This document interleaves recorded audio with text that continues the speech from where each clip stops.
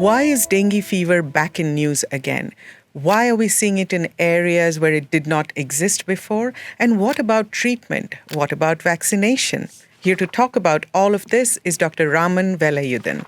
Welcome, Raman. Talk to us about dengue fever. What causes it and how does it spread? Dengue fever is a virus fever caused by the bite of Aedes mosquito. In majority of the cases, these are mild symptoms with body pain, headache, and rashes, which last for a few weeks. However, about 5% of the cases are severe, where the patient needs hospital care. The main symptoms of severe dengue are vomiting, bleeding of the gums, plasma leakage, and sometimes organ failures. These cases needs to be managed in the hospital to prevent death. However, most of the patients recover from it, but delay in admission can cause unnecessary fatalities. So in many cases, the patient takes time to come, and that delay is a crucial point. Dengue is transmitted from one person to the other by the bite of the mosquito. You know, when I was growing up in New Delhi, I never heard about dengue until a certain point, and then dengue cases started appearing. We're seeing it in places where it did not exist before, like Spain or Bhutan. Why is this happening? Well, dengue is spread very fast, mainly because of international travel and the adaptation of the mosquito into an urban pocket. Climate change is yet another factor which has contributed to the spread of dengue, and this has two extremes where the flooding of areas also causes mosquitoes to multiply, but at the same time, if there is scarcity of water, the mosquitoes manage to survive in containers of stored water.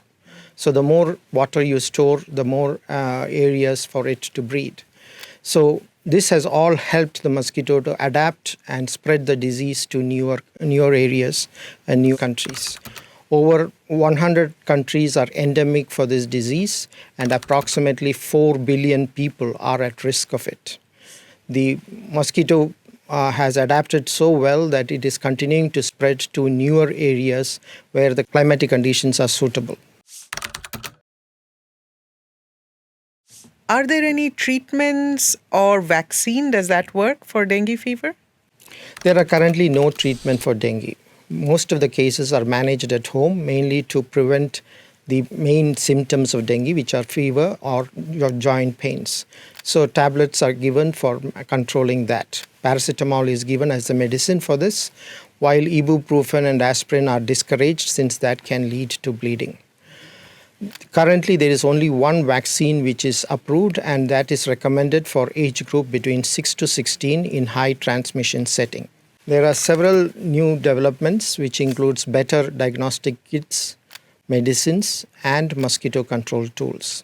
They will be made available as their studies and results are published. Currently, there are no other effective methods which are in use, but we are using traditional methods to control the mosquitoes. Raman, talk to us about why dengue fever is so hard to control and how can we protect ourselves?